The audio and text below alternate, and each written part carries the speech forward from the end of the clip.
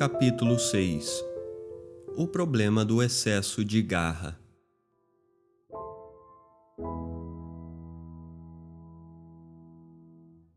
A mãe do menino gostava de música e de arte, mas quando o garoto tentou desenhar o gato da família à mão livre, ele mostrou ser um desenhista tão medíocre que destruiu o esboço e se recusou a tentar novamente.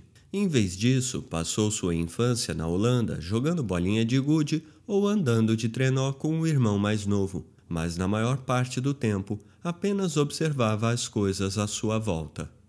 Um famoso livro sobre criação de filhos desaconselhava passeios solitários que poderiam envenenar a imaginação da criança, porém ele perambulava por horas a fio. Caminhava sob tempestades e à noite, andava vários quilômetros apenas para observar por horas um ninho de pássaro ou seguia insetos aquáticos em suas viagens pelos riachos. Ele era particularmente obcecado por colecionar besouros e etiquetava cada um deles com o nome da espécie em latim. Aos 13 anos, o garoto foi aceito em uma escola que funcionava em um antigo e soturno palácio real. Era tão longe de sua casa que ele precisou se hospedar com uma família local. Durante as aulas, sua mente vagava por outros lugares, mas ele era um bom aluno e usava o tempo livre para decorar poesia. O professor de arte era a celebridade do corpo docente, um pioneiro da educação que defendia a escalada do design a uma parte central do motor econômico nacional. Aquela cruzada foi tão bem sucedida que levou o governo federal a instituir aulas obrigatórias de desenho à mão livre em todas as escolas públicas. Em vez de pontificar na frente da classe, o professor dispunha os alunos no meio da sala e serpenteava entre eles como uma agulha de costura, dando atenção particular a cada um. A maioria dos alunos adorava-o, mas ele não causou qualquer impressão em nosso garoto. Já adulto, o menino reclamaria que ninguém jamais lhe explicou o que era, no desenho, a perspectiva, apesar de esse conceito ser tão importante entre os princípios daquele professor que o estudo da perspectiva era mencionado na lei que expandia a educação artística. O menino não gostava de morar com estranhos, então abandonou a escola um pouco antes de completar 15 anos. Durante os 16 meses seguintes, fez pouco mais do que longos passeios pelo campo. Isso não poderia continuar para sempre, mas ele não tinha ideia do que mais podia fazer. Por sorte, seu tio era dono de uma empresa de negociação de arte extremamente bem-sucedida e tinha acabado de ser condecorado cavaleiro. Ele ofereceu ao sobrinho um emprego na cidade grande. Se fazer arte não tinha inspirado o garoto, negociar o inspirou. O garoto voltou à capacidade de observação que tinha treinado na natureza para as litogravuras e as fotografias, categorizando o que via da mesma forma que havia feito com os besouros. Aos 20 anos, ele negociava com clientes importantes e viajava a negócios para o exterior. O jovem, confiante, disse a seus pais que nunca mais teria que procurar um emprego. Estava errado. Ele era um garoto do interior na cidade grande, sem o traquejo social para apaziguar os desentendimentos com o chefe e não gostava de barganhar, pois sentia que estava tentando tirar vantagem dos clientes. Logo foi transferido para a filial de Londres, que não lidava diretamente com clientes, e então, aos 22 anos, foi transferido de novo, dessa vez para Paris. Ele chegou à França em meio a uma revolução artística. Em suas caminhadas até o escritório, o jovem passava por ateliês de artistas que estavam se tornando famosos, e ainda assim, como acontecera com o professor de arte, 2 de seus futuros biógrafos escreveriam: nada daquilo teve qualquer efeito. Ele estava muito ocupado com sua nova obsessão, a religião. Anos depois, quando o rapaz e o irmão mais novo conversavam sobre aqueles artistas revolucionários, diria que não tinha visto absolutamente nada neles. Quando finalmente foi demitido da empresa de negociação de arte, foi trabalhar como professor assistente em um internato em uma cidade do litoral da Inglaterra. Trabalhando 14 horas por dia, Ensinava de francês a matemática, supervisionava o dormitório, levava os alunos para a igreja e também servia de zelador. Para o dono, a escola era apenas um negócio e o jovem, mão de obra barata. Ele encontrou um novo emprego como professor, dessa vez em um internato mais famoso, mas após alguns meses decidiu se tornar missionário na América do Sul. Seus pais convenceram-no a desistir, insistindo que ele precisava parar de perseguir seus próprios desejos e voltar para um curso de vida estável. A mãe queria que o filho fizesse algo ligado à natureza, pois isso o deixaria mais feliz e mais calmo. Decidiu seguir os passos do pai. Ia estudar para se tornar pastor. Nesse meio tempo, o pai arranjou para ele um emprego em uma livraria. O jovem amava livros e trabalhava das 8 da manhã até a meia-noite. Quando a loja sofreu uma inundação, ele surpreendeu os colegas com sua enorme resistência física ao carregar pilha atrás de pilha de livros para um local seguro. Seu novo objetivo era conseguir uma vaga na universidade e estudar para ser pastor. Mais uma vez, ele libertou sua paixão incansável. Trabalhava como professor particular e copiava livros inteiros à mão. Eu tenho que ficar sentado até não conseguir mais manter os olhos abertos, disse a seu irmão. Dizia a si mesmo que a prática leva à perfeição, mas não conseguia aprender latim e grego com facilidade. Foi morar com um tio, um severo herói de guerra, que o estimulou a simplesmente persistir. O jovem decidiu começar a estudar antes de seus colegas acordarem e só parar depois que eles estivessem dormindo. Seu tio o encontrava lendo nas primeiras horas da manhã. No entanto, mesmo assim, patinava nos estudos. Com quase 25 anos, o jovem ouviu um sermão sobre como a revolução econômica tinha tornado certos cidadãos, como seu tio, que negociava arte, extremamente ricos, enquanto outros haviam sido lançados em uma pobreza abjeta. Decidiu esquecer a universidade e começar a trabalhar a palavra mais rápido. Optou por um curso rápido, mas não gostava de pregar os sermões curtos e diretos que a escola exigia. Ele fracassou também ali. Mas ninguém conseguiria impedi-lo de pregar. Então foi para a região das minas de carvão, onde a inspiração era mais urgente. Quando chegou e viu o céu enegrecido, o jovem recordou-se das sombras de Rembrandt. Ali pregaria para trabalhadores tão oprimidos que se referiam ao mundo fora do túnel da mina, como lá em cima no inferno. Mergulhou no serviço espiritual com sua energia habitual, doou suas roupas e seu dinheiro, dedicando-se dia e noite aos doentes e aos feridos. E eles eram muitos. Pouco depois de sua chegada, uma série de explosões matou 121 mineiros e lançou uma corrente de gás para fora da mina, criando um pilar de fogo, como se algum bico de Bunsen monstruoso estivesse enterrado sob o solo. Os moradores locais maravilharam-se com a resistência do jovem, que tentava consolar as famílias.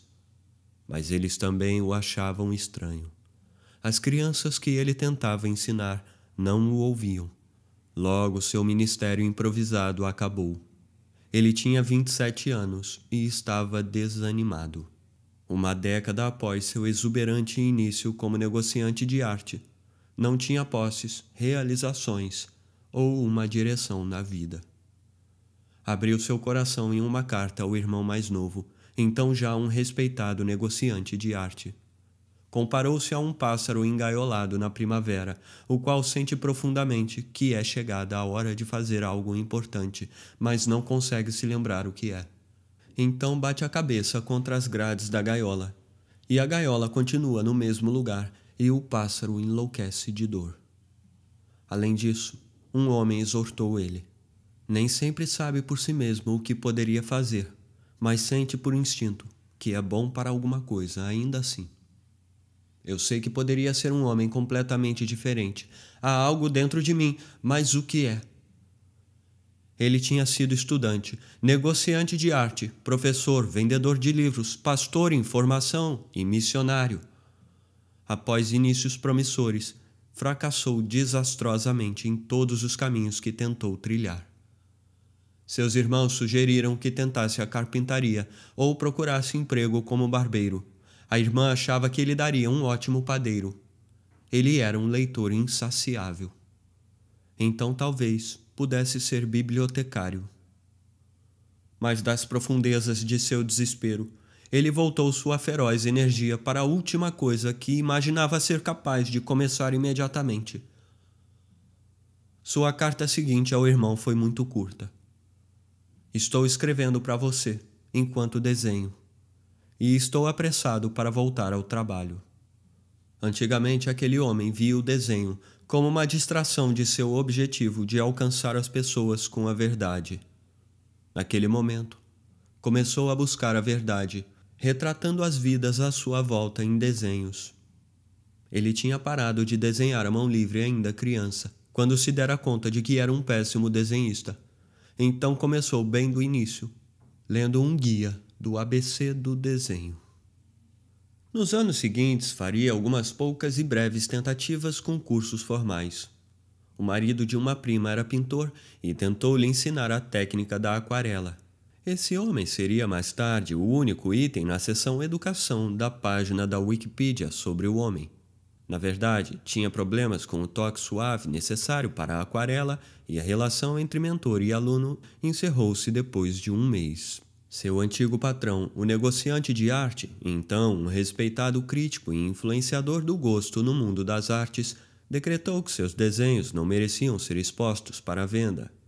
De uma coisa eu tenho certeza, você não é um artista, disse a ele o antigo patrão, e acrescentou secamente, você começou muito tarde.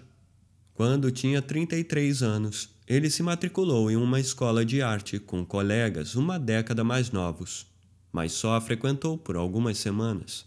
Entrou em uma competição de desenho da sala e os juízes sugeriram cruelmente que ele passasse para uma classe de iniciantes com as crianças de 10 anos. Como estava entre carreiras, pulava de uma paixão artística para outra. Um dia, achava que os verdadeiros artistas pintavam apenas imagens realistas, e então, quando seus desenhos saíam ruins, no dia seguinte, os verdadeiros artistas só se importavam com paisagens. Um dia ele buscava o realismo, no outro a pura expressão. Em uma semana a arte era um meio para exaltar a devoção religiosa. Na semana seguinte, esse tipo de preocupação dificultava a criação pura. Em um ano ele decidiu que toda a arte verdadeira consistia apenas em tons de preto e cinza, para mais tarde resolver que as cores vibrantes eram a verdadeira pérola dentro da concha do artista. A cada vez apaixonava-se completamente, para depois se afastar rápido e de vez. Certo dia carregou um cavalete e tintas a óleo, com as quais quase não tinha experiência, até uma duna de areia durante uma tempestade. Corria para dentro e para fora do abrigo, jogando e espalhando tinta sobre a tela a golpes de pincel, entre rajadas de vento que salpicavam o quadro com grãos de areia. Espremia as tintas direto do tubo sobre a tela quando necessário. A tinta a óleo viscosa e a velocidade necessária para aplicá-la sob a tempestade liberaram sua imaginação e sua mão das deficiências que o haviam acometido quando buscou o realismo perfeito. Mais de um século depois, seu biógrafo escreveria que naquele dia ele fez uma descoberta surpreendente. Sabia pintar. E percebeu isso. Achei imensamente prazeroso, escreveu para o irmão. Pintar mostrou-se menos difícil do que eu imaginava. Ele continuou a saltar de um experimento artístico para outro, reconhecendo e rejeitando, condenando ferozmente qualquer tentativa de capturar a luz solar na pintura apenas para reverter o curso e colocar sua tela sob o sol para fazer exatamente isso. Ficou obcecado por pretos mais escuros e profundos em obras sem cor, e logo desistiu daquilo em um instante e para sempre, em favor de cores vibrantes. Sua conversão foi tão completa que não usaria mais o preto nem sequer para representar o céu noturno. Ele começou a estudar piano, porque pensou que talvez os tons musicais pudessem ensinar algo sobre os tons de cor. Suas peregrinações geográficas e artísticas continuaram pelos poucos anos restantes de sua curta vida. Por fim, desistiu da meta de algum dia se tornar um desenhista magistral. Então deixou para trás, um por um, todos os estilos que tinha anteriormente considerado críticos, mas nos quais fracassou. Criou uma nova arte, impetuosa, coberta de tinta, explodindo de cores, livre de qualquer formalidade, exceto a captura de algo infinito.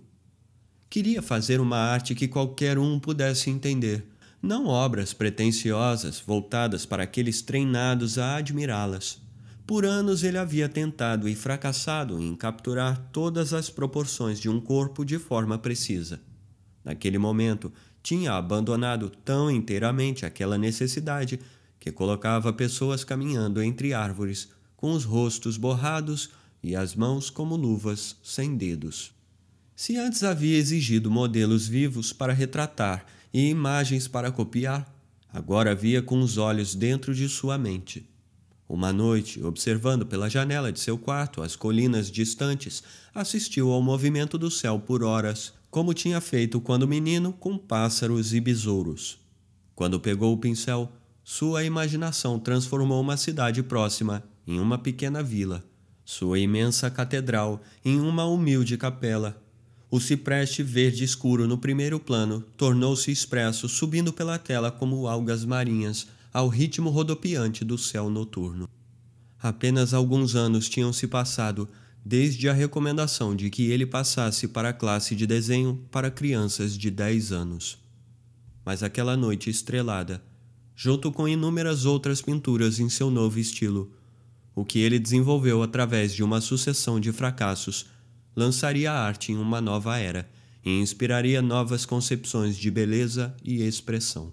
Obras que ele pintou em horas, como experimentos, nos 2 anos finais de sua vida, iriam tornar-se, tanto cultural quanto monetariamente, alguns dos objetos mais valiosos que já existiram. É um mito que Vincent van Gogh tenha morrido no anonimato. Uma crítica extasiada retratou-o como um revolucionário meses antes de sua morte e tornou-o o assunto de Paris. Claude Monet, o decano do impressionismo, movimento que Van Gogh ignorou, lamentou e sobre o qual depois inovou, declarou que o trabalho de Van Gogh era o auge da exposição anual. Ajustados pela inflação, 4 dos quadros de Van Gogh foram vendidos por mais de 100 milhões de dólares e nem eram os mais famosos. Suas obras agora decoram tudo, de meias a capas de celular, além de uma marca de vodka que leva seu nome. Mas ele foi muito além do comércio. O que os artistas fazem mudou por causa de Vincent van Gogh, disse-me o artista e escritor Steven Naifeh. Naifeh, junto com Gregory White Smith, escreveu a biografia definitiva segundo o curador do Museu Van Gogh. As pinturas de Van Gogh serviram de ponte para a arte moderna e inspiraram uma devoção generalizada que nenhum outro artista, talvez nenhuma outra pessoa, causou. Adolescentes que nunca visitaram um museu pregam a arte de Van Gogh em suas paredes. Viajantes japoneses deixam as cinzas de seus ancestrais no túmulo do pintor. Em 2016, o Instituto de Arte de Chicago mostrou juntos os 3 icônicos Quarto em Arles, quadros cujo objetivo é descansar o cérebro, ou melhor, a imaginação, de acordo com Van Gogh. O número recorde de visitantes forçou os expositores a criar estratégias improvisadas de controle de multidão, com filas de check-in, como em aeroportos. E ainda assim, se Van Gogh tivesse morrido aos 34 em vez de aos 37, a expectativa de vida na Holanda quando ele nasceu era de 40 anos, talvez não merecesse sequer uma nota de rodapé na história. O mesmo pode ser dito de Paul Gauguin, pintor que morou com Van Gogh por algum tempo e inovou em um estilo conhecido como sintetismo, no qual linhas grossas separam seções de cores brilhantes sem as gradações sutis da pintura clássica. Também se tornou outro dos poucos artistas a ultrapassar a barreira dos 100 milhões de dólares. Gauguin passou os 6 primeiros anos de sua vida profissional com a marinha mercante antes de encontrar sua aptidão, corretor de ações e burguês. Só se tornou um artista em tempo integral após a queda da bolsa em 1882, aos 35 anos. Sua mudança lembra de J.K. Rowling. Ela fracassou em uma escala épica dos 20 aos 30, disse ela certa vez, pessoal e profissionalmente. Um curto casamento implodiu e ela se viu mãe solteira e professora desempregada, vivendo do dinheiro da assistência social. Como Van Gogh nas minas de carvão e Gauguin após a queda da bolsa, foi libertada pelo fracasso para tentar o trabalho que melhor se adaptava a seus talentos e interesses.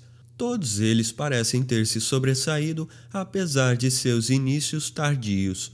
Seria fácil escolher histórias de desenvolvimento tardio excepcional como superação de obstáculos, mas eles não são exceções devido a seu início tardio, e esses inícios tardios não diminuíram suas probabilidades de sucesso. Os inícios tardios foram parte de seu sucesso final. Match quality, ou fator de adequação, é um termo que os economistas usam para descrever o grau de adequação entre o trabalho realizado por alguém e quem é essa pessoa, suas habilidades e inclinações. A inspiração do economista Aleph Malamud para estudar o fator de adequação foi uma experiência pessoal. Ele nasceu em Israel, mas seu pai trabalhava para uma companhia de navegação. Quando Malamud tinha 9 anos, a família mudou-se para Hong Kong, onde ele foi matriculado em uma escola inglesa. O sistema inglês exigia que o aluno escolhesse uma especialização acadêmica nos 2 últimos anos do ensino médio. Quando você se inscrevia em uma universidade na Inglaterra, era preciso escolher uma carreira específica, disse-me Malamud. Seu pai era engenheiro, então ele imaginou que devia fazer engenharia. No último instante, decidiu não escolher uma especialidade. Decidi me matricular nos Estados Unidos, porque não sabia o que queria fazer, disse. Malamud começou com ciência da computação, mas rapidamente viu que não era o que queria. Então experimentou disciplinas antes de escolher economia e depois filosofia.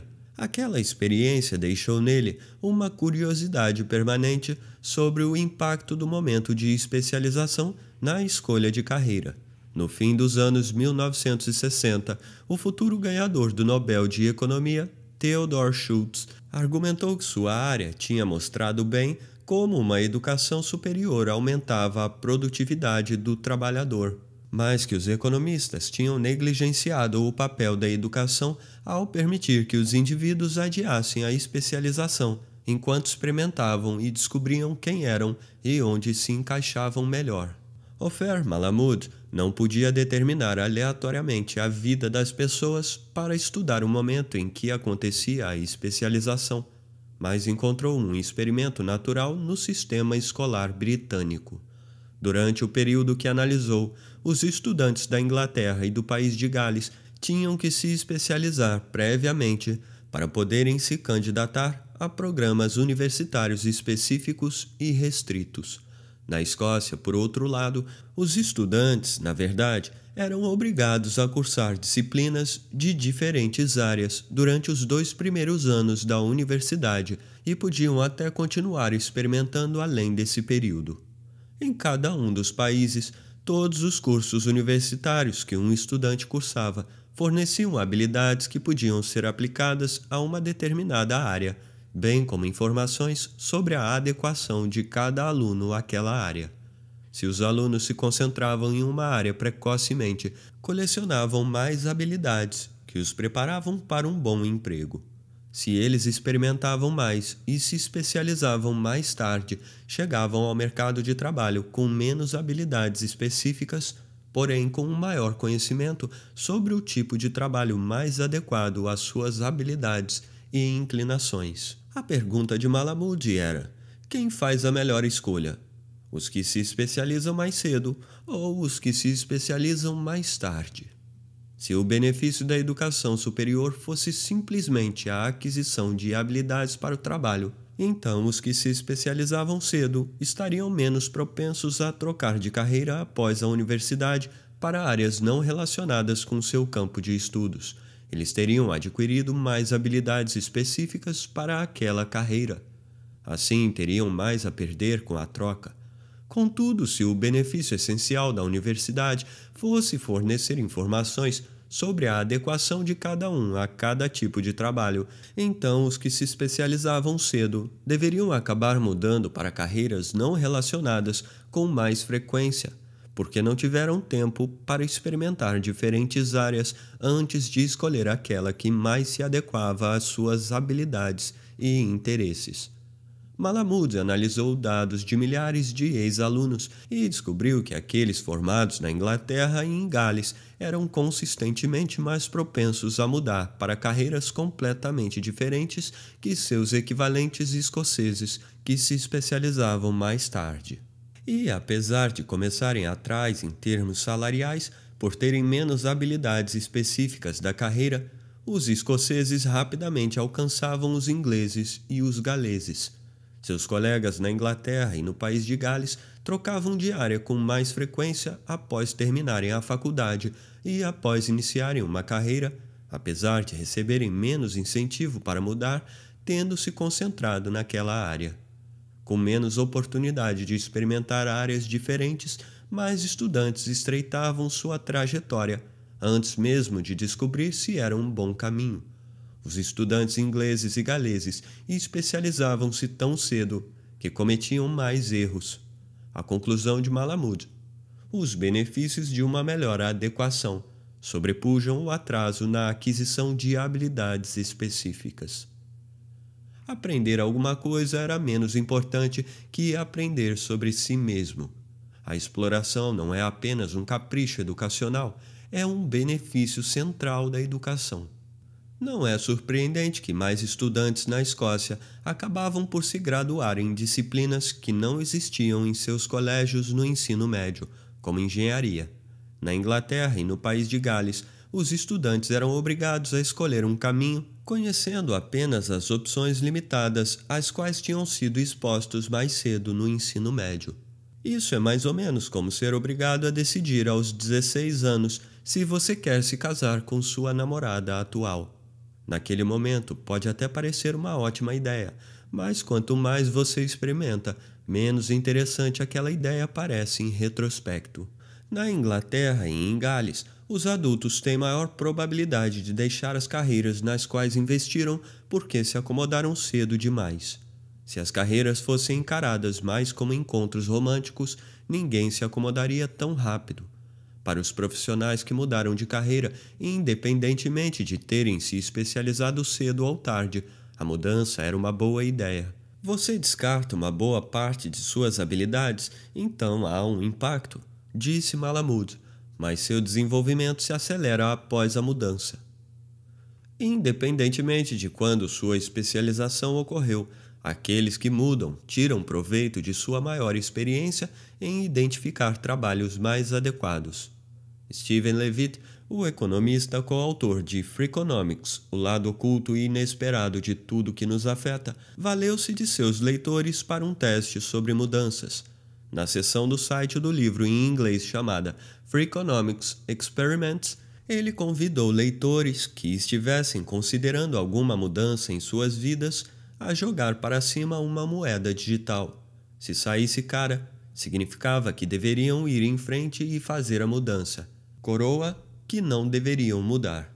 20.000 voluntários responderam com dúvidas sobre tudo. Desde se deveriam fazer uma tatuagem, se inscrever em um site de namoro ou ter um filho, até as 2.186 pessoas que estavam considerando mudar de emprego.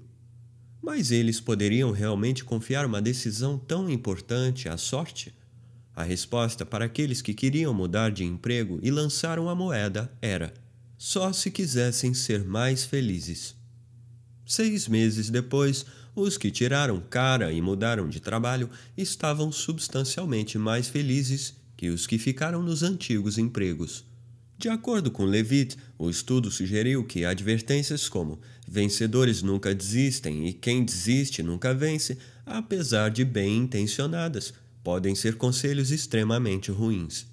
Levitt considera que uma de suas mais importantes habilidades é a disposição a abandonar um projeto ou toda uma área de estudo por algo mais adequado. A frase de Winston Churchill, nunca, nunca, nunca, nunca desistir, é uma expressão muito usada. O fim da frase é sempre esquecido, exceto quando informado por sua convicção ou pelo bom senso. O economista do trabalho, Kirabo Jackson, demonstrou que, mesmo aquela temida dor de cabeça administrativa, conhecida como rotatividade de professores, traz embutido o valor da mudança esclarecida. Ele descobriu que os professores são mais eficientes em melhorar o desempenho de alunos após mudarem de escola, e que esse efeito não pode ser explicado por mudanças para instituições mais exigentes ou com melhores alunos. Professores tendem a sair de instituições onde não se sentem adequados, concluiu ele. A rotatividade de professores pode, na verdade, nos levar a uma alocação ótima de professores a escolas. Aqueles dispostos a mudar são vencedores. Isso parece contradizer antigos ditados sobre desistir e também conceitos muito mais novos da psicologia moderna. A psicóloga Angela Duckworth coordenou o mais famoso estudo sobre desistência. Ela queria prever quais calouros abandonariam o treinamento básico/orientação da Academia Militar dos Estados Unidos, tradicionalmente conhecido como Beast Barracks. Aquelas 6 semanas e meia de rigores físicos e emocionais são projetadas para transformar jovens e adolescentes de férias em oficiais em treinamento. Os cadetes estão em formação às 5h30 da manhã para corridas ou exercícios. Na cantina, durante o café, os novos cadetes, ou plebeus, devem sentar-se eretos nas cadeiras e levar a comida à boca sem abaixar o rosto em direção aos pratos. O veterano pode crivar o cadete com perguntas: como está a vaca? É um código para quanto leite ainda tem aqui. Um plebeu aprende a responder: senhor ou senhora, ela anda, ela fala, ela é muito valiosa. O fluido lácteo extraído da fêmea da espécie bovina é prolífico ao N grau. N aqui deve ser substituído pelo número de copos de leite restantes na mesa. O resto do dia é tomado por aulas e atividades físicas, como uma câmara de gás lacrimogêneo sem janelas, em que os plebeus devem retirar suas máscaras e recitar uma série de fatos com os olhos e o rosto ardendo. Vomitar não é obrigatório, mas também não é desencorajado. As luzes dos dormitórios apagam-se às 10 da noite e tudo começa de novo na manhã seguinte. É um tempo de incertezas para a moral dos novos alunos cadetes. Para entrar na academia, todos precisaram ser alunos excelentes, muitos são atletas de destaque e a maioria passou por um processo de seleção que inclui a recomendação de um congressista. Preguiçosos não chegam ao Beast Barracks. Ainda assim, alguns dos que chegam vão embora antes do fim do primeiro mês de treinamento.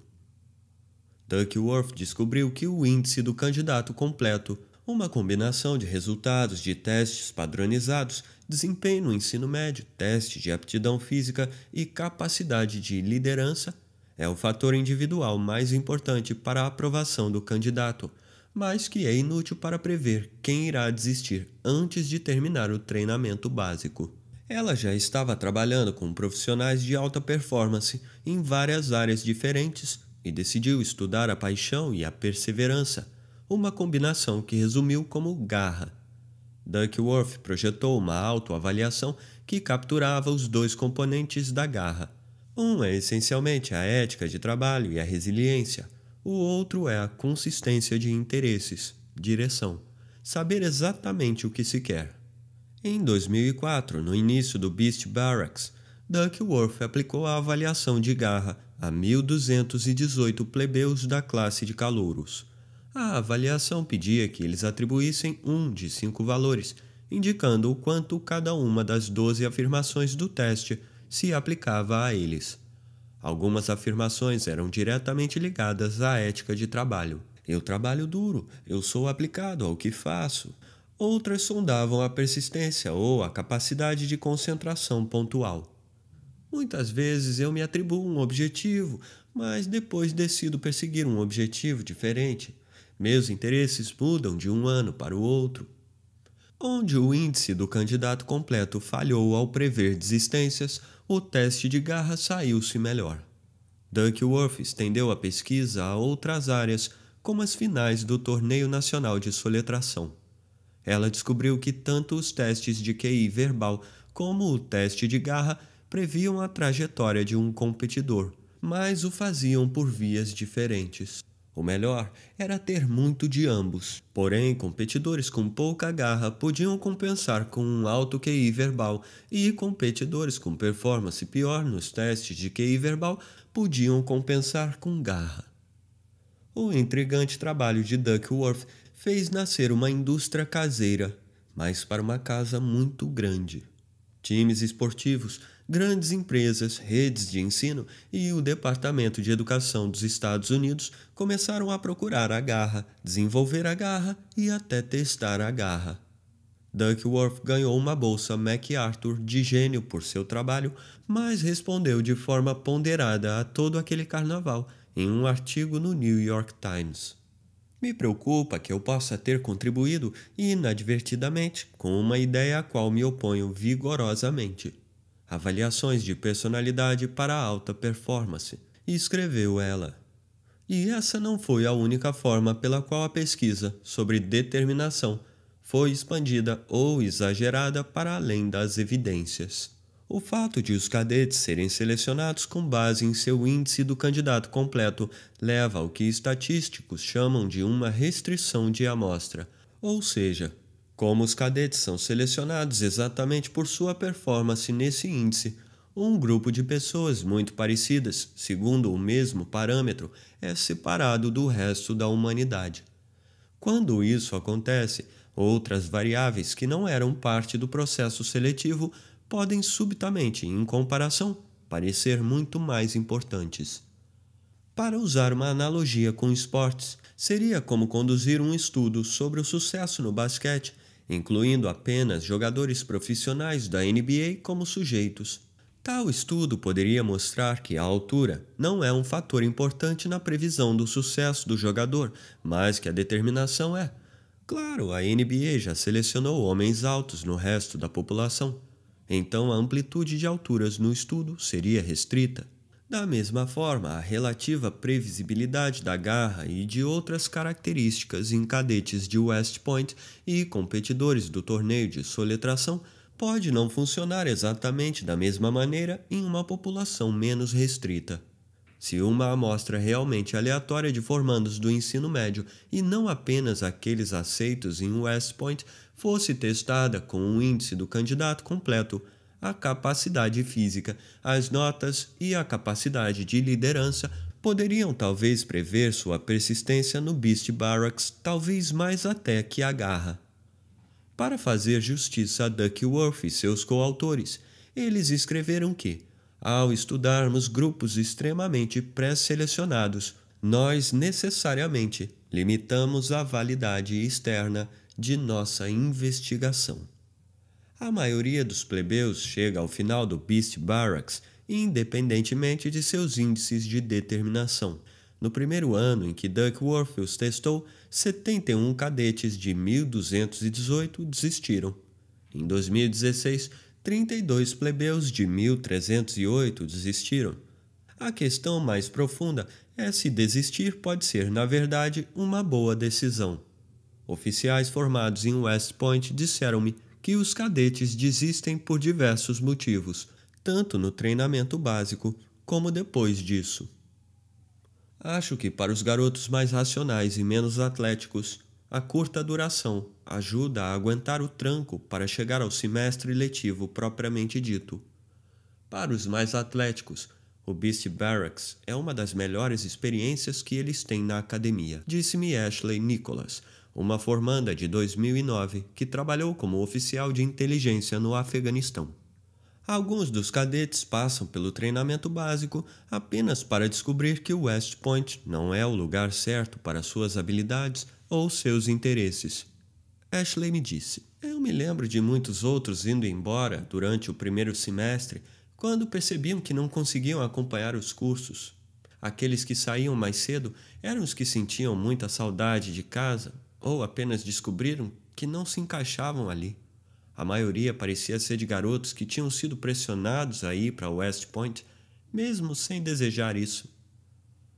Em outras palavras, do pequeno número de cadetes que ia embora durante o treinamento básico, alguns faziam isso porque estavam simplesmente respondendo a informações sobre sua adequação e não por terem baixa determinação. Eles não se encaixavam ali. De modo similar, algumas pessoas podem começar a decorar os radicais das palavras para o torneio nacional de soletração e então perceber que não é assim que querem gastar seu tempo de estudo. Pode ser um problema de determinação ou uma decisão tomada em resposta a informações sobre adequação que não poderiam ser obtidas sem uma tentativa real. O professor de estatística e economista Robert A. Miller, da Carnegie Mellon, definiu a adequação a uma carreira, e a decisão de ir para uma academia militar é uma importante escolha de carreira, como um bandido de muitos braços. Bandido de um braço só é uma gíria para máquinas caça-níqueis. Um bandido de muitos braços refere-se a um cenário hipotético. Apenas um jogador está sentado na frente de toda uma fileira de máquinas caça-níqueis. Cada máquina tem uma probabilidade própria de dar um prêmio a cada vez que a alavanca é puxada. O desafio do jogador é testar as diferentes máquinas e tentar descobrir a melhor maneira de alocar as puxadas de alavanca que tem a seu dispor para maximizar a premiação. Miller mostrou que o processo para testar a adequação é o mesmo. Um indivíduo começa sem nenhuma informação ou conhecimento, testa vários caminhos de modo a obter informações o mais rápido possível e refina cada vez mais suas decisões sobre a alocação de energia. A expressão jovem e tolo, escreveu ele, descreve a tendência de jovens adultos a buscarem empregos arriscados, mas isso não é tolo de forma alguma. É o ideal. Eles têm menos experiência que os profissionais mais velhos. Assim, os primeiros caminhos que devem buscar são aqueles de alto risco e altas recompensas, e que têm grande valor informativo. Tentar ser atleta profissional ou ator, ou fundar uma nova empresa lucrativa, tem pouca chance de dar certo, mas a recompensa potencial é extremamente alta. Graças à constante avaliação e a um implacável processo de eliminação, aqueles que tentam rapidamente aprendem se são adequados, pelo menos se comparados com trabalhos em que a avaliação não é tão constante. Se são inadequados, podem ir experimentar outra coisa e continuar coletando informações sobre suas opções e sobre si mesmos. Seth Godin, autor de alguns dos mais populares textos sobre carreira do mundo, escreveu um livro atacando ferozmente a ideia de que quem desiste nunca vence.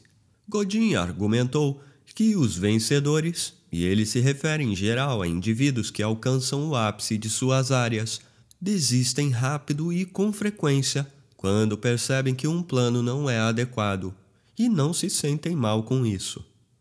Nós fracassamos quando insistimos em tarefas das quais não temos coragem de desistir, escreveu ele. Godin, obviamente, não defende a desistência apenas porque o caminho é difícil. Perseverar na dificuldade é uma vantagem competitiva para qualquer um que queira percorrer uma longa estrada. Mas ele sugere que saber quando desistir é uma vantagem estratégica tão grande que todos, antes de embarcar em qualquer projeto, deveriam listar as condições sob as quais desistiriam do esforço. O truque mais importante, disse ele, é manter-se sintonizado para perceber quando mudar é simplesmente falta de perseverança e quando se trata do astuto reconhecimento da existência de projetos mais adequados. O Beast Barracks é perfeito para abordagens sobre desistência do bandido de muitos braços. Um grupo de jovens de alta performance, nenhum deles com qualquer experiência militar, puxa a alavanca, por assim dizer, de West Point. Isso é, eles se lançam em um programa de alto risco e grandes recompensas, e desde o primeiro dia recebem toneladas de informação sobre sua adequação à disciplina militar. A maioria segue em frente, mas não seria realista esperar que cada um dos membros de um grande grupo de jovens adultos tenha entendido exatamente onde estava se metendo. Será que aqueles poucos que desistem deveriam ter terminado o treinamento? Talvez, se eles desistissem em um momento de puro pânico e não por uma reavaliação sobre o futuro que desejam, à luz das novas informações sobre a vida militar. Mas talvez mais deles devessem ter desistido cedo também. Em troca de um compromisso de 5 anos de serviço ativo, todo cadete de West Point recebe uma bolsa financiada com dinheiro dos contribuintes, avaliada em aproximadamente $500.000. Por isso, é particularmente vergonhoso para o Exército que, desde meados dos anos 1990, cerca de metade dos formados em West Point deixem o serviço ativo após 5 anos, que é tão cedo quanto possível. 5 anos é praticamente o tempo necessário para cobrir os custos da formação de um oficial treinado, e 3/4 deles se vão antes de completarem 20 anos de serviço, o que lhes garante uma pensão vitalícia, tendo pouco mais de 40 anos de idade. Um artigo de 2010, publicado pelo Instituto de Estudos Estratégicos do Exército Norte-Americano, advertia que as perspectivas do corpo de oficiais do Exército vêm se tornando mais duvidosas por conta de um retorno cada vez menor desse investimento, conforme evidenciado pelos sempre decrescentes índices de retenção de oficiais intermediários.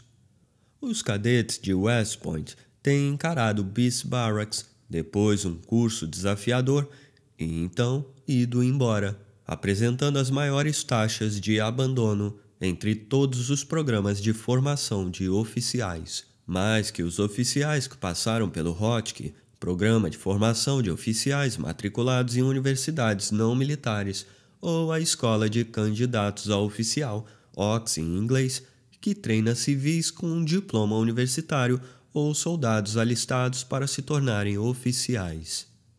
O investimento em treinamento de oficiais tem recentemente funcionado ao contrário do que deveria. Aqueles formados pela OCS ficam mais tempo. Em seguida, vêm os formados na ROTC, que não receberam qualquer bolsa universitária.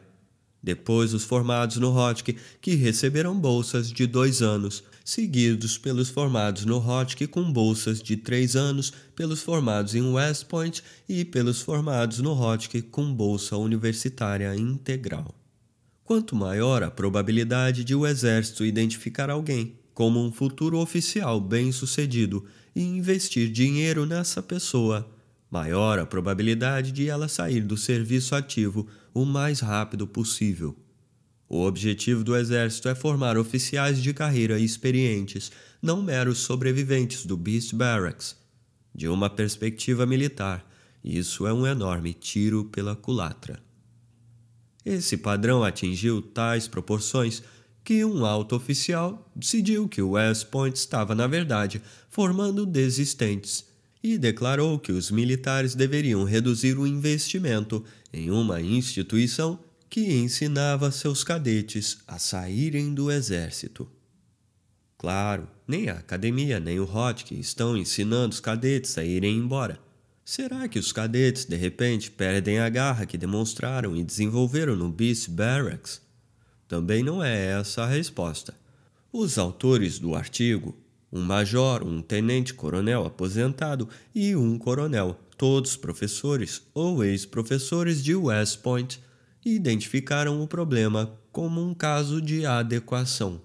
Quanto mais habilidoso o exército achava que um futuro oficial poderia se tornar, maior a probabilidade de lhe oferecer uma bolsa. E quando esses bolsistas esforçados e talentosos se tornavam jovens profissionais, eles tendiam a perceber que tinham muitas opções de carreira fora das Forças Armadas. Em algum momento, eles decidiam tentar outra coisa. Em outras palavras, tinham aprendido sobre si mesmos quando tinham 20 anos e respondiam com decisões relacionadas à sua adequação ao trabalho. Os vazamentos na linha de montagem de oficiais da academia começaram a aumentar muito nos anos 1980, durante a transição nacional para a economia do conhecimento. Na virada do milênio, os vazamentos transformaram-se em uma cachoeira. O exército começou a oferecer bônus de retenção, pagamentos em dinheiro para jovens oficiais se eles concordassem em servir por mais alguns anos. Aquilo custou 500 milhões de dólares aos contribuintes e foi um imenso desperdício. Oficiais que já planejavam permanecer aceitaram o dinheiro e aqueles que planejavam sair recusaram a oferta. O exército aprendeu uma dura lição. O problema não era financeiro, era de adequação. Na era industrial, ou era do homem da empresa, como os autores da monografia a chamaram, as empresas eram altamente especializadas, com empregados que, em geral, enfrentavam o mesmo tipo de desafio muitas vezes. Tanto a cultura da época, pensões eram quase universais e mudanças de emprego poderiam ser encaradas como deslealdade. Quanto à especialização, eram barreiras à mobilidade do trabalhador entre companhias. Além disso, havia pouco incentivo para empresas recrutarem candidatos externos, pois seus funcionários eram regularmente expostos a ambientes generosos de aprendizagem, do tipo em que a experiência repetitiva basta para produzir melhorias.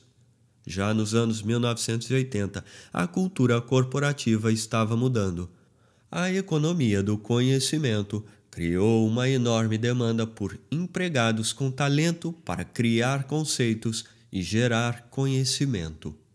Habilidades conceituais amplas agora ajudavam uma gama de trabalhos, e de repente o controle sobre a trajetória de carreira mudou do empregador, que olhava para uma escada de oportunidades interna, para o empregado, que observava uma imensa rede de oportunidades externas. No setor privado, um eficiente mercado de talentos emergiu, conforme os trabalhadores se deslocavam entre as empresas em busca de sua melhor adequação. Enquanto o mundo mudava, o exército continuou preso à escada interna da era industrial. Os professores de West Point explicaram que o exército, como muitas outras organizações burocráticas, não enxergou os mercados de adequação profissional. Não há um mecanismo de mercado para adequar os talentos, escreveram eles. Quando um jovem oficial mudava de rumo e saía do exército, isso não era o sinal de uma perda de ímpeto. Isso mostrava, na verdade, que um forte ímpeto para desenvolvimento pessoal havia transformado completamente os objetivos daquele oficial. Ainda estou para encontrar um colega que tenha deixado o exército e se arrependido, disse Ashley Nicholas, a ex-oficial de inteligência. Ela se tornou primeiro professora de matemática e depois advogada. Ashley acrescentou que todos eram agradecidos pela experiência no exército, mesmo que isso não tenha se traduzido em uma carreira vitalícia. Enquanto o setor privado se adaptou à surgente necessidade por melhor adequação, o exército apenas ofereceu dinheiro às pessoas. Mas também começou a mudar sutilmente. A mais hierárquica das entidades encontrou sucesso ao abraçar a flexibilidade de adequação. O programa de satisfação na carreira para oficiais foi projetado para que formados de West Point e bolsistas do Hotchkiss possam ter mais controle sobre seu próprio progresso na carreira. Em troca de 3 anos adicionais no serviço ativo, os programas aumentaram o número de oficiais que podem escolher sua área de preferência, infantaria, inteligência, engenharia, odontologia, finanças, veterinária e tecnologia de comunicação, entre muitas outras, ou o lugar no mundo onde querem servir, onde acenar com dinheiro para os jovens oficiais tinha fracassado de modo espetacular. Facilitar a adequação funcionou. Nos primeiros 4 anos do programa, 4.000 cadetes concordaram em aumentar seus anos no serviço ativo em troca da possibilidade de escolha. Esse é apenas um pequeno passo.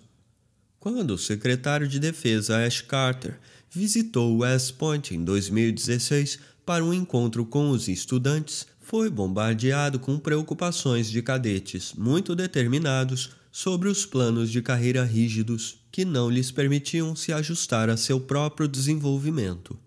Carter prometeu reformar drasticamente o gerenciamento de pessoal da era industrial do Exército, do modelo estritamente suba ou saia, para um que permita aos oficiais melhorar sua adequação conforme eles se desenvolvem. Recém-formados do ensino médio, com poucas habilidades e quase nenhuma exposição ao mundo das opções de carreira, os cadetes de West Point poderiam facilmente ter respondido: "Não tem nada a ver comigo?" para a afirmação: "Muitas vezes eu me atribuo um objetivo, mas depois decido perseguir um objetivo diferente."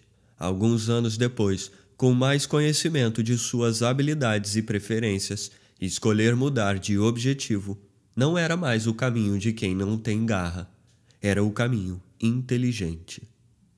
Intuitivamente, a pesquisa da garra me atrai, na acepção coloquial, não científica da palavra, tendo a achar que tenho muita garra.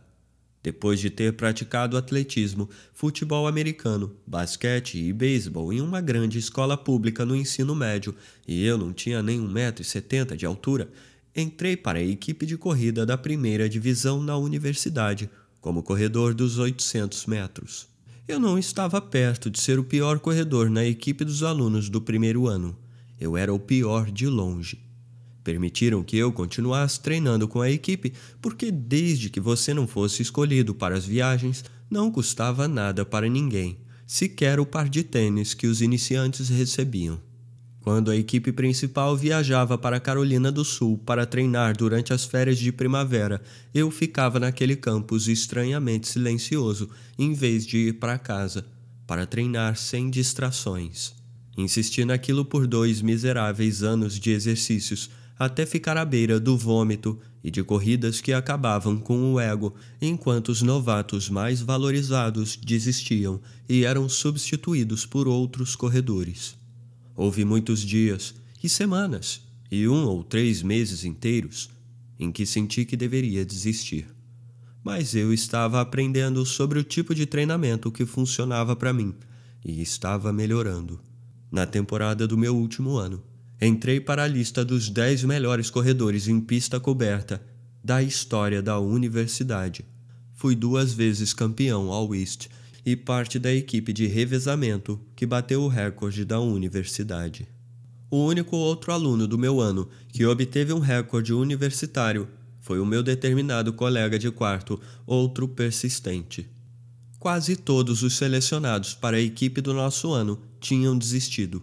Hilariamente, recebi o prêmio em memória a Gustave A. Jagger, dado ao atleta que consegue um sucesso atlético significativo frente a desafios incomuns e dificuldades.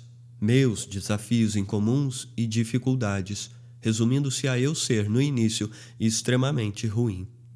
Depois da apresentação, o técnico principal, com quem eu, como voluntário, tinha tido muito poucas conversas diretas enquanto penava, contou-me que se sentia desolado quando me via treinando no primeiro ano. Não há nada particularmente especial nessa história. Ela existe em todas as equipes. Mas acho que é um indicador do modo como eu encaro o trabalho. Apesar disso, fui colocado no 50º percentil na escala de garra, quando comparado a todos os adultos norte-americanos de modo geral. Consegui pontos por me avaliar como um trabalhador muito aplicado que não se deixa desencorajar por fracassos, mas perdi muitos por confessar que meus interesses mudam de um ano para o outro e que, como muitos formandos de West Point, eu às vezes me atribuo um objetivo, mas depois decido perseguir um objetivo diferente. Quando tinha 17 anos e estava certo que iria para a Academia da Força Aérea e me tornaria piloto e depois astronauta, eu provavelmente teria sido avaliado no topo da escala de garra. Cheguei mesmo a conseguir que Sidney Yates, congressista de Chicago, concordasse em me indicar. Mas nunca fiz nada daquilo. No último minuto mudei de ideia e fui estudar ciência política em outro lugar. Cursei apenas uma disciplina do curso e acabei me formando em ciências da terra e do meio ambiente, com um diploma também de astronomia, e tinha certeza de que me tornaria cientista. Trabalhei em laboratórios durante a faculdade e depois dela, e descobri que não era o tipo de pessoa que queria passar a vida toda aprendendo uma ou duas coisas novas sobre o mundo. Eu era do tipo que queria aprender coisas novas o tempo todo e compartilhar esse conhecimento. Fui da ciência para o jornalismo. Meu primeiro emprego foi como repórter de rua no turno da madrugada em Nova York. Nada alegre que apareça no New York Daily News acontece entre meia-noite e 10 da manhã.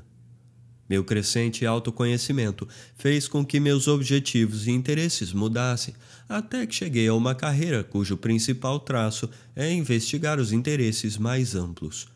Mais tarde, quando trabalhei na Sports Illustrated, estudantes cheios de determinação me perguntavam se era melhor estudar jornalismo ou letras para trabalhar na revista. Eu respondia que não fazia ideia, mas que estatística e biologia nunca fizeram mal a ninguém. Não acho que fiquei menos apaixonado ou resiliente ao longo dos anos, nem acho que todos aqueles antigos cadetes de West Point que abandonaram o exército perderam o ímpeto que os levou até lá. Faz sentido para mim que a garra seja imensamente preditiva para cadetes tentando sobreviver a um treinamento básico rigoroso, ou para uma amostra de estudantes ou participantes de torneios de soletração. Os objetivos de pessoas muito jovens normalmente lhes são impostos, ou pelo menos elas têm uma lista limitada da qual escolher, e perseguir esses objetivos com paixão e resiliência é o principal desafio. O mesmo vale para corredores dos 800 metros. Um dos aspectos mais atraentes dos objetivos esportivos é sua simplicidade, sua facilidade de medição. No último fim de semana dos Jogos Olímpicos de Inverno de 2018, Sacha Cohen, medalhista de prata da prova de patinação artística em 2006, escreveu um artigo com conselhos a atletas que estavam se aposentando. Atletas olímpicos precisam entender que as regras da vida são diferentes das regras dos esportes, escreveu. Sim, esforçar-se todos os dias para alcançar um único grande objetivo significa que você tem paixão, determinação e resiliência, mas a habilidade de se manter mental e fisicamente alerta em uma competição é diferente dos novos desafios que o esperam. Então, depois que se aposentar, viaje, escreva um poema, tente começar um negócio, saia e se atrase um pouco para voltar para casa. Dedique tempo a algo que não tenha um objetivo final definido. No amplo mundo do trabalho, encontrar um objetivo com boa adequação já é um grande desafio, e persistência por si só já pode ser um obstáculo. Um estudo internacional recente da Gallup, com mais de 200 mil trabalhadores em 150 países, mostrou que 85% estavam ou não comprometidos ou ativamente descomprometidos em seus empregos. Nessa condição, segundo Seth Godin, desistir requer muito mais coragem que continuar sendo levado adiante como os detritos em uma onda no oceano. O problema, observou Godin, é que os humanos são atormentados pela falácia do custo irrecuperável. Tendo investido tempo ou dinheiro em algo, relutamos em abandonar. Por isso, significaria que desperdiçamos nosso tempo ou nosso dinheiro, ainda que ambos já tenham sido gastos. A escritora, doutora em psicologia e jogadora profissional de pôquer, Maria Konnikova, explicou em seu livro The Confidence Game Como a mentalidade do custo irrecuperável é tão entranhada que os vigaristas sabem que devem começar pedindo às suas vítimas vários pequenos favores ou investimentos antes de chegar a pedidos maiores. Depois que a vítima tiver investido energia ou dinheiro, em vez de se afastar dos custos já incorridos, irá continuar investindo mais do que jamais desejou, e mesmo que para qualquer observador externo o desastre seja iminente. Quanto mais tivermos investido ou mesmo perdido, mais vamos persistir, insistindo que no fim tudo vai dar certo, escreveu Konikova. Steven Naifeh passou uma década estudando a vida de Van Gogh. Então, pedi-lhe que preenchesse o questionário de Garra pelo pintor. A ética de trabalho de Van Gogh era inacreditável. Ele estava inebriado com uma imagem que seu pai usara em um sermão sobre o semeador, que precisa trabalhar agora para colher mais tarde. Pense em todos os campos que foram descartados por pessoas sem visão, pregava Doros Van Gogh. Ele invocava aquela imagem, escreveram Naifeh e Smith, como um paradigma da persistência frente à adversidade. Em cada um de seus empregos, Vincent estava convencido de que se trabalhasse mais que todos à sua volta, seria bem-sucedido. E então fracassava. Seus interesses mudavam constantemente. Mesmo depois de decidir ser artista, ele devotava toda a sua energia a um estilo ou suporte para, em seguida, rejeitá-lo de todo. Naifeh e Smith usaram uma expressão elegante para descrever as paixões flexíveis de Van Gogh. Seu evangelho alterado. A afirmação do teste de Garra. Eu fiquei observado por uma determinada ideia ou projeto por algum tempo, mas depois perdi o interesse. É o resumo de Van Gogh, pelo menos até seus últimos anos de vida, quando ele se acomodou a seu estilo único e sua criatividade explodiu. Van Gogh é um exemplo de otimização da adequação, o bandido de muitos braços de Robert Miller personificado.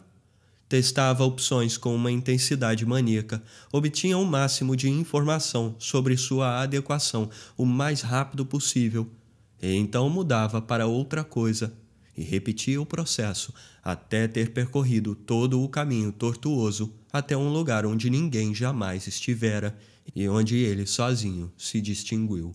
O teste de Garra de Van Gogh, de acordo com a avaliação de Naifeh, estava repleto de trabalho duro, mas tinha pouca adesão a qualquer objetivo ou projeto. Ele acabou no percentual 40. A partir de 2017, para minha grande honra, fui convidado para trabalhar com veteranos revisando candidaturas para a Fundação Pat Tillman, uma organização com a qual comecei a me relacionar em 2015. Muitos dos candidatos às bolsas de estudos fornecidas pela Fundação eram ambiciosos ex-alunos de West Point. Seus ensaios eram fascinantes e inspiradores. Quase todos falavam de alguma lição fundamental aprendida no Afeganistão, ou com uma equipe de resgate doméstica durante um furacão, ou ao ter que traduzir de uma língua para outra sob pressão, ou como cônjuge, tendo de se mudar continuamente e encontrando trabalho para outros cônjuges de militares, ou mesmo durante um período de crescente frustração com algum aspecto do conflito militar ou da burocracia disfuncional. O importante era que alguma experiência inesperada tinha levado a um novo e inesperado objetivo ou a descoberta de um talento inexplorado. Os candidatos que recebem o financiamento se juntam à comunidade dos Tillman Scholars, um grupo de grandes realizadores cuja preocupação com a mudança de direção tardia em relação a seus colegas ajudou a inspirar este livro. Discutir a especialização tardia era praticamente uma catarse para a ansiedade deles por terem gasto tempo para fazer e aprender coisas que estavam felizes em terem feito e aprendido. Ninguém de posse de suas faculdades mentais diria que paixão e perseverança são desimportantes, ou que um dia ruim seja um sinal de que devemos desistir, mas a ideia de que uma mudança de interesse ou uma recalibragem de foco seja uma imperfeição e uma desvantagem competitiva leva a uma história como a de Tiger, simples e de tamanho único. Escolha e persista. o mais rápido possível. Responder a experiências vividas com uma mudança de direção, como Van Gogh costumava fazer, como os cadetes de West Point têm feito desde o início da economia do conhecimento, é menos ordenado, mas não menos importante. Envolve um comportamento específico que melhora suas chances de encontrar uma melhor adequação, mas que à primeira vista soa como uma péssima estratégia de vida. Planejamento em curto prazo.